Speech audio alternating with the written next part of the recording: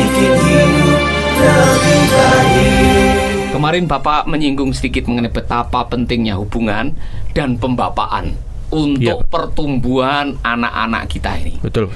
Dan saya secara pribadi kemarin tersentuh juga karena mungkin saya menjadi anak yang minder di masa remaja saya. Bahkan sampai menjadi hamba Tuhan pun saya masih membawa dampak negatif dari tidak adanya pembapaan. Nah, apa hubungannya pembapaan dengan daya kerjanya otak tadi, Pak? Jadi salah satu kebutuhan dasar manusia adalah diterima, penerimaan. Dan setiap manusia butuh dihargai. Betul. Anak-anak butuh dihargai. Ketika masa kecilnya anak-anak itu bermasalah dengan hal itu, dan dia bermasalah dengan yang namanya self-esteem atau penilai diri sendiri negatif, dan itu akan berdampak sampai bahkan kalau ini tidak pulih, ini sampai tua. Makanya kita sering mendengar istilah umur ini bisa bertambah, tapi dewasa belum tentu. Nah, seperti itu, Pak. Ini akan merusak semua kehidupan kita di masa yang akan datang kalau ini tidak dipulihkan. Iya. Jadi kadang-kadang kita ini waktu masa kecil kan mendengarkan kalimat-kalimat yang karena diulang-ulang seolah-olah benar, padahal tidak benar. Yang mungkin orang menyebutnya sebagai true lies, kebohongan yang kita anggap benar. Kamu bodoh, misalkan. Kamu anak tidak berguna, kamu pecundang, tidak bakalan berhasil. Cara ngudari itu istilahnya, cara melepaskan itu kan itu sudah terlanjur nyantol di pikiran kita. Orang bilang di bawah sadar. Caranya bagaimana, Pak? Karena saya yakin pendengar kita ini banyak yang bergumul dengan true lies ini. Jadi apa yang sudah masuk di dalam otak kita, terutama otak memori jangka panjang, itu tidak bisa dihapus. Nah, itu yang perlu kita warning, kita sadari. Itu tidak bisa dihapus. Yang bisa kita lakukan adalah menumpuk data-data yang jelek itu dengan data-data baru yang positif. Semakin banyak kita menumpuk data-data positif di atasnya data-data yang buruk ini, lama-lama data yang buruk ini tidak aktif atau tidak bekerja lagi. Begitu ya? Iya, betul, Pak. Seperti yang Pak kemarin juga bicarakan bahwa bagaimana teh itu kalau dituang air putih terus dia lama-lama akan jadi putih. Betul. Iya, seperti itu kerja otak kita. Cuman saya juga pernah mendengar, Pak. Jadi apa yang sudah di long term memory itu yang sudah masuk bawah sadar, itu lebih cepat memberikan reaksi daripada apa yang baru kita terima. Jadi kalau orang mungkin sudah terbiasa dulu, contohnya suka dibilang kamu bodoh, kamu ini bodoh, tidak berguna.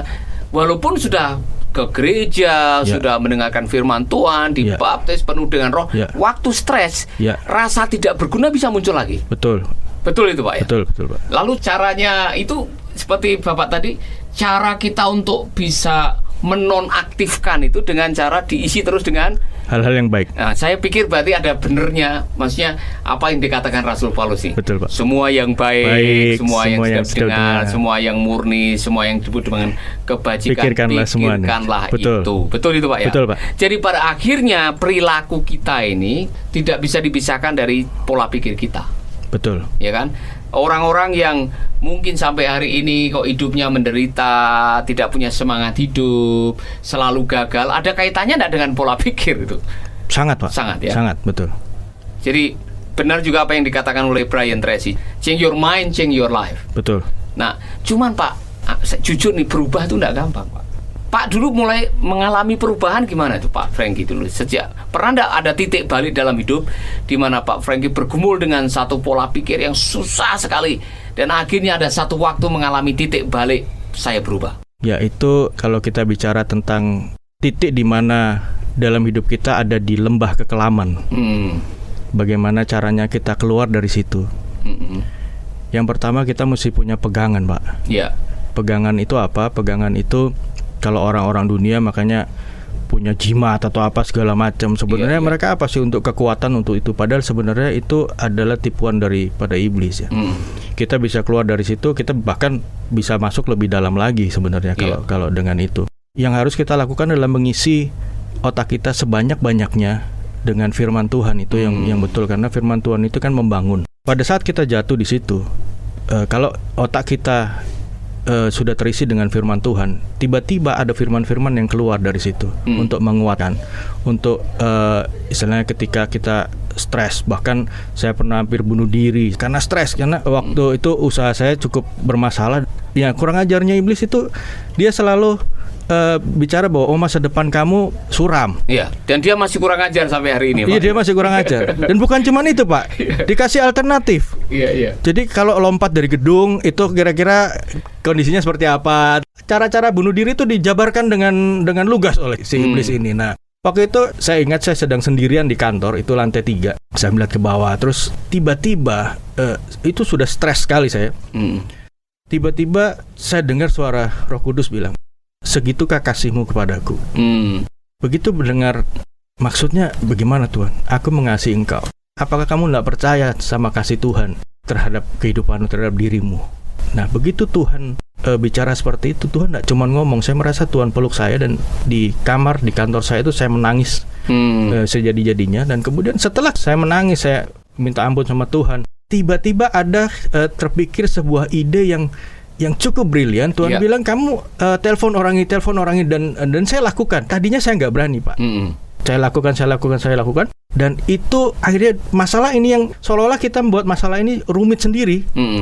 Dan setelah kita lakukan apa yang Roh Kudus sampaikan, itu tiba-tiba lenyap begitu aja, masalahnya selesai aja begitu. Jadi memang ada hubungan ya dengan apa yang kita pikirkan, dengan kenyataan yang kita hadapi. Saya kok akhirnya terinspirasi dengan apa yang dikatakan oleh pemazmur. Orang-orang yang kesukaannya merenungkan firman Tuhan siang dan malam.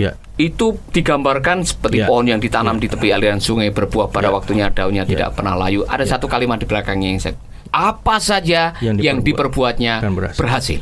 Pak, bisa jelaskan enggak antara positive thinking ini, memikirkan mengenai kebenaran firman yang baik, yang mulia, yang sudah didengar, dengan kenyataan yang akan kita hadapi dalam kehidupan? Iya, jadi saya agak menyinggung tentang orang luar sana bicara tentang law of attraction, Pak. Iya. Itu hukum ketertarikan. Jadi kalau kita punya pikiran negatif, semua hal negatif akan mengarah kepada kita. Kalau kita punya pikiran positif, semua hal positif mengarah kepada kita. Iya. Dan itu memang yang terjadi di dalam diri seorang manusia.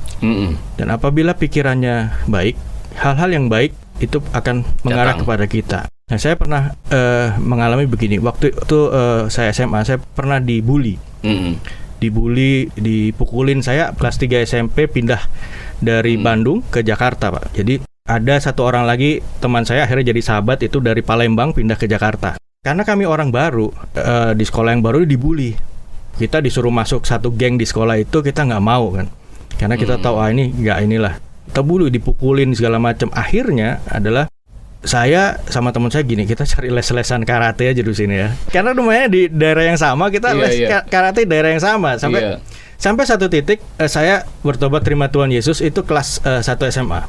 Jadi waktu itu saya ke Jakarta Presenter dan ada Pak Yusak Cipto di situ bicara, dan saya terima Tuhan Yesus. Sejak saat itu saya bilang, ini kalau kita terus-terusan gini kekerasan kok saya sering kali mendapat tantangan untuk berantem gitu kan. Tuhan bilang berhenti. Saya argumen tuh sama Tuhan tuh.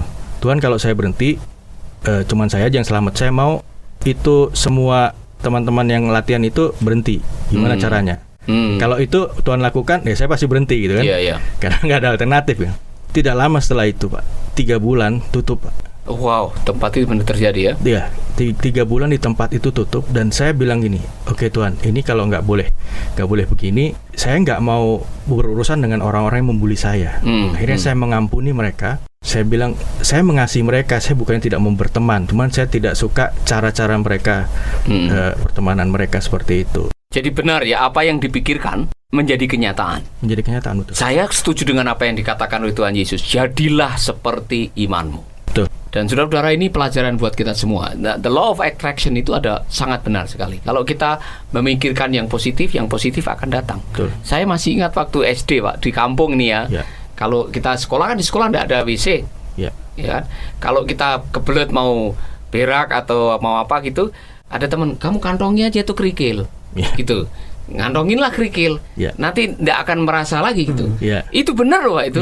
Ya karena waktu sugesti, karena kita percaya kayak gitu-gitu. Jadi di dalam konteks rohani ya, kalau kita percaya kita akan dijamah Tuhan, kita akan dipulihkan, kita akan disembuhkan.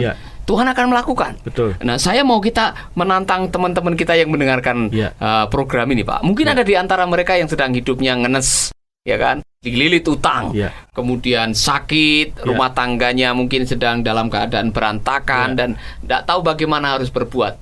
Mulai dengan berpikirlah positif, tentunya memikirkan kebenaran firman. Betul. Ada satu kalimat yang saya tidak pernah lupa waktu malaikat menutup perjumpaannya dengan Maria. Percaya ini, sebab bagi Allah tidak ada yang mustahil. Nah, saudara-saudara yang sedang menghadapi pergumulan, apa yang Anda pikirkan itu bisa menjadi kenyataan. Kalau Anda pikirkan yang positif, Anda pikirkan yang mulia, yang sedap didengar, yang murni, yang suci, maka damai sejahtera yang melampaui segala akal itu akan memerintah hidupmu. Kami akan berdoa dari studio ini. Saudara yang sakit, apapun penyakit saudara, saudara yang sedang dililit oleh utang atau masalah finansial, apapun masalah saudara, saudara yang sedang bergumul dengan masa depan, anak-anak saudara, mari taruh tangan kanan di dada. Ini hamba-hamba Tuhan yang di studio akan berdoa buat saudara. Pak Frankie bisa berdoa buat mereka? Bisa, Pak. Mari kita berdoa. Tuhan, terima kasih buat semua kasih karunia yang Tuhan berikan kepada kami. Tuhan sudah memberikan hidup yang luar biasa, yang berkelimpahan. Tuhan memberikan tujuan kenapa kami diciptakan di dalam dunia ini, bukan menjadi orang yang kalah, tapi menjadi pemenang. Bukan menjadi ekor, tapi menjadi kepala. Terima kasih buat semua pendengar yang sudah menaruh tangan kanan di dada. Dan Tuhan tahu setiap pergumulan, apapun yang mereka lakukan, apapun yang mereka gumulkan, permasalahan-permasalahan mereka, Tuhan, kami semua berdoa dari studio ini, kirimkan komunitas-komunitas positif di dalam sekeliling hidup mereka, supaya apa yang mereka dengar, supaya apa yang mereka rasakan itu positif. Dan saat hal-hal yang positif itu masuk di dalam pemikiran mereka, hamba percaya Tuhan memberikan hikmat, Tuhan memberikan marifat, menuntun jalan-jalan kami yang sebelumnya kami tidak bisa dengar, sebelumnya kami tidak bisa melihat jalan Tuhan karena tertutup oleh negatif-negatif yang kami pikirkan. Dengan komunitas yang baik, dengan orang-orang yang mendukung kami, yang menopang kami, yang menyemangati kami, bahkan dengan firman Tuhan, terutama yang berbicara kepada kami bagaimana Tuhan bersama kami, Tuhan menguatkan kami. Hal-hal jalan Tuhan itu pun menjadi terlihat bagi kami. Kami tahu jalan Tuhan bukan tidak ada. Jalan Tuhan hanya tidak terlihat karena kami memiliki selaput di mata kami, yaitu pemikiran yang negatif. Terima kasih Tuhan, kami percaya Tuhan menyingkirkan semua selaput, semua pemikiran-pemikiran negatif, sehingga kami bisa melihat rencana Tuhan. Terima kasih Tuhan, kami percaya Engkau melindungi kami, darah Tuhan Yesus membungkus kami. Di dalam nama Yesus kami ucap syukur dan berdoa. Amin. Amin, amin. Terima kasih untuk rekan-rekan yang sudah berbagi, dan tentunya lain kali waktu ke Bali kita sharing lagi ya, karena kita bisa memberkati sahabat-sahabat kita di seluruh Indonesia, bahkan di belahan dunia yang lain, melalui Making Life Better. Tuhan memberkati. Sahabat, Anda baru saja mendengarkan program Making Life Better. Hubungi kami di 0811 3901 144 atau 0811 3901 140. Mari dukung pelayanan Making Life Better melalui rekening BCA 66 900 30525. Sekali lagi, 66 900 30525. Atas nama Paulus Wiratno. Terima kasih, Tuhan Yesus memberkati. Making life better, bikin hidup lebih baik.